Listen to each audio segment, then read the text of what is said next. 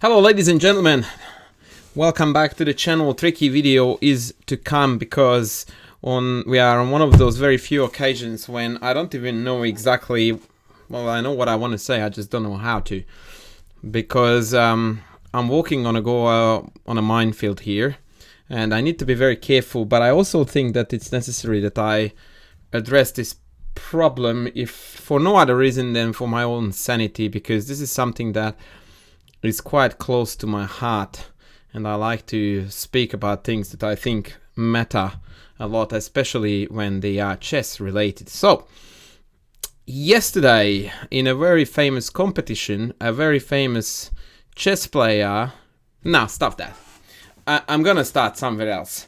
When I was a kid,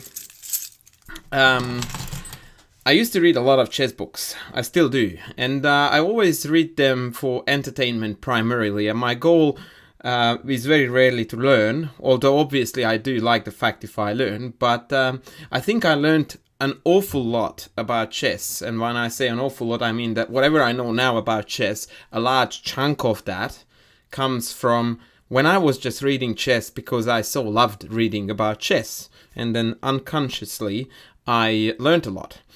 And back in Hungary, when I started playing chess and where I read a lot of chess books, obviously the first couple of chess books that I had and that I read were for beginners. And all of those books would have games analyzed in them, and every single one of them would have the openings and their name written underneath the names of the players. So, for example, it was a Forgács against Tartakover, very good game. I highly recommend you to check that out. A Hungarian master against the world famous Tartakover. Underneath it says French defense, and then it shows how Forgács absolutely destroyed Tartakover with a beautiful two-pawn sacrifice. He played f5, f4, f5 in a French, it got taken, and then he played g4 and that got taken too, and then the whole king side just opened up. I actually, not that I want to brag, but I find it quite amusing that up to date I remember that game. I swear to God I wouldn't have been more than 10 when I saw that in a Hungarian chess book. As I am now verging the 40, that's quite amazing that how human memory works, that is with me. Anyway, the point I'm getting at is that every single opening had a name. And there were a few openings that were very irregular, is the right word to describe them. And every single one of them was called the illegal opening. Yeah, you heard that right. Not irregular, it was labeled the illegal opening. So anything that was outside of mainstream opening lines, like for example, e4, even a6, or e4 f6, or e4 knight a6, you name it. So anything that just remotely had a little feel of being a lemon was labeled as illegal openings. And it was very funny because when I became a better chess player than my dad, who taught me the game, and sometimes he would still play and he asked me, what opening are we playing now, son? And I would tell him this is the illegal opening, or one of the many illegal openings.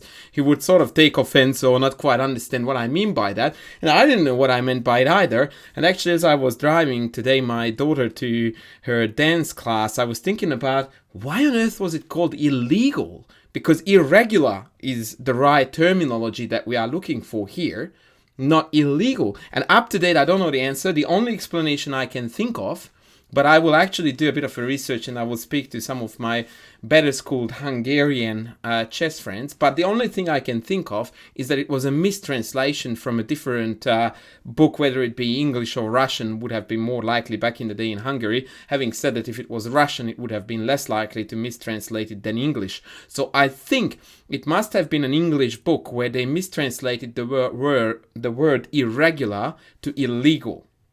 And it somehow stuck with the Hungarian jargon, and so it was the illegal openings, and somehow it was like a dirty label that if my dad asked me what openings we were playing, and I knew of course by then all openings and their names, that well, not all of them, but the majority of them anyway, so I would have known what we were playing, and if it turned out that, oh dad, this is illegal, then he would be like, yeah, that sucks, man, I need to get my act together. And so it had a bad name to it.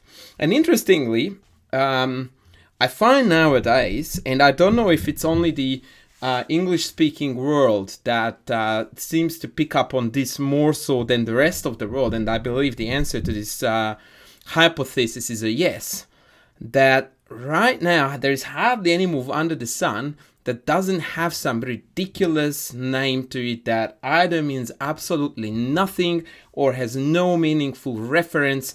It's just hanging in there, like for no reason whatsoever. And I, for one, really like chess history, and I really believe in naming openings correctly when we can help it, and somehow having some relation between openings, and the players or the places where it was played. So I think it's an awesome way for us to develop a culture of chess where we acknowledge players for their achievements in certain areas of openings. And so it's awesome that we have a Smyslov variation in the Ruy Lopez. It's really great. It's awesome that the amazing, I think, Russian Grandmaster Yevgeny. What is Sveshnikov's first name? I don't know, actually.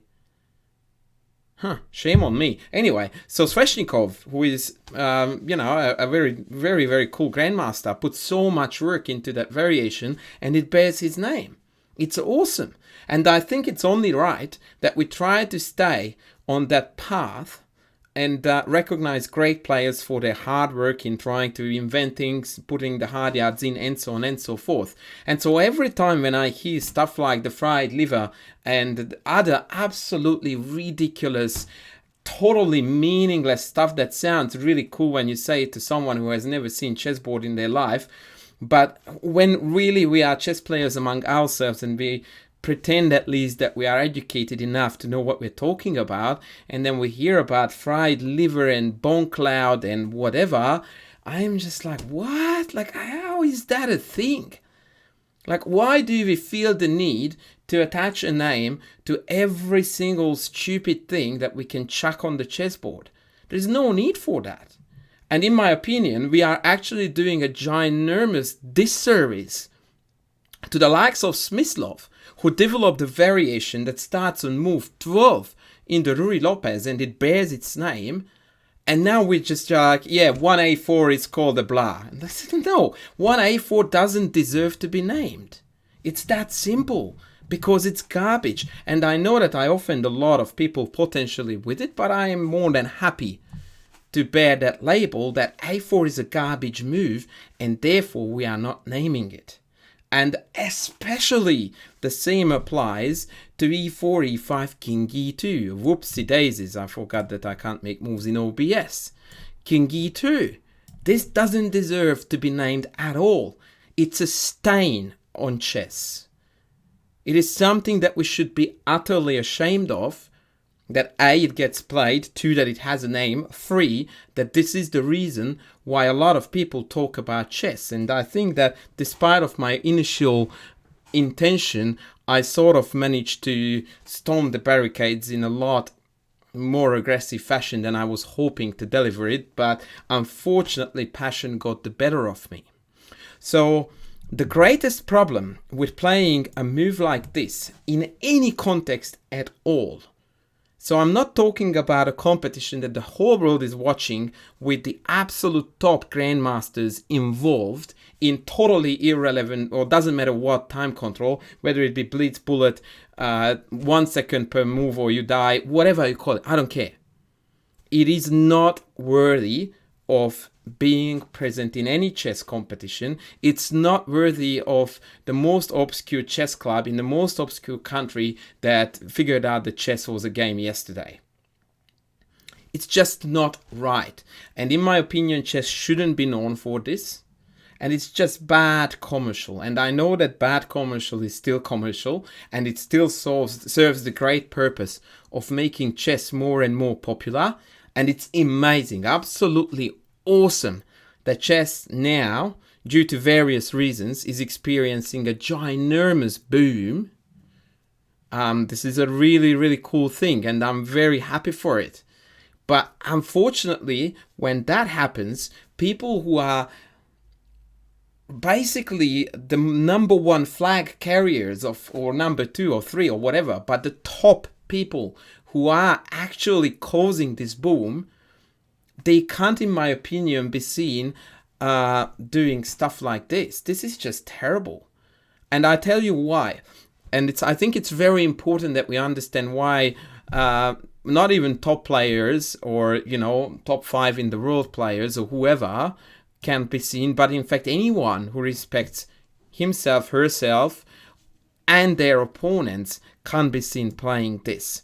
Because as soon as you execute this move on the chessboard, there are lots of ways how this game can go, and none of them are good.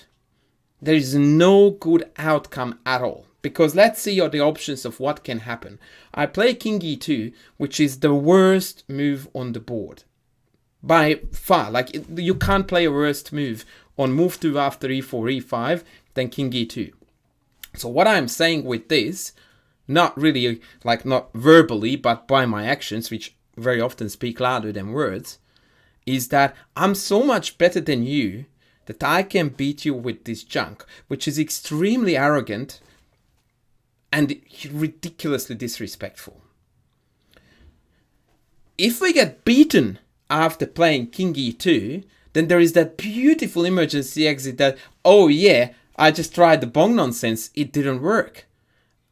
Again, such a lame way to get out of something that started really lame already, and now it offers us that emergency exit of, oh yeah, I didn't take this seriously, which again, by the way, irrespective of position on the scoreboard or whatever, or that it doesn't affect the outcome of the tournament or the competition or whatever, is still ridiculously disrespectful and therefore not okay.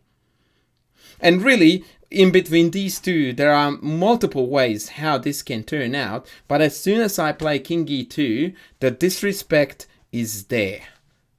And you can't undo this. There is no way that after King E2 you dig your heels in and you go like, okay, I will try my best now. We sent a message that can't ever be taken back, as far as I can see.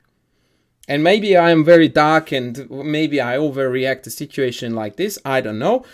But in my opinion, this is no go by any stretch of the imagination.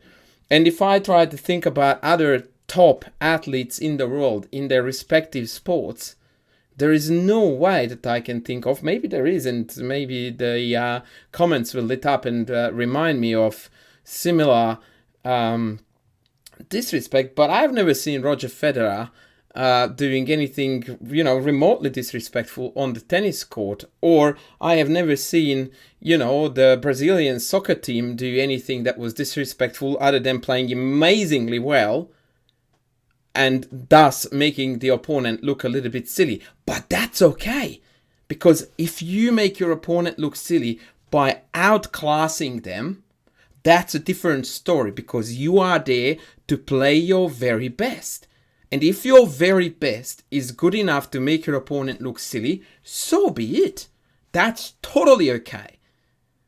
But to make your opponent silly by you chucking total random garbage on the board and then still winning, that doesn't make anyone look good ever. The only purpose it serves is humiliation. And I sincerely doubt that at any given time in any sport, in any context, the objective of playing a game, any game, is to humiliate the opponent. And so I think that we are sending a bad message at a time when the world is watching us. It's very important that we develop the image of the game as high as possible and as well as possible. And I really feel sorry, for example, for the commentators. And I didn't watch the commentary. I saw some tweets and some reactions, facial expressions, whatever. But how do you comment on this in the positive? Like, you are put on the spot, like, you are meant to cheer for the guy who did it because you very often work together, you very often stream together. I don't know. And my response to this, by the way, is if I receive this move, I complete the game and I block the opponent. I don't play against someone who plays King E2 against me ever again.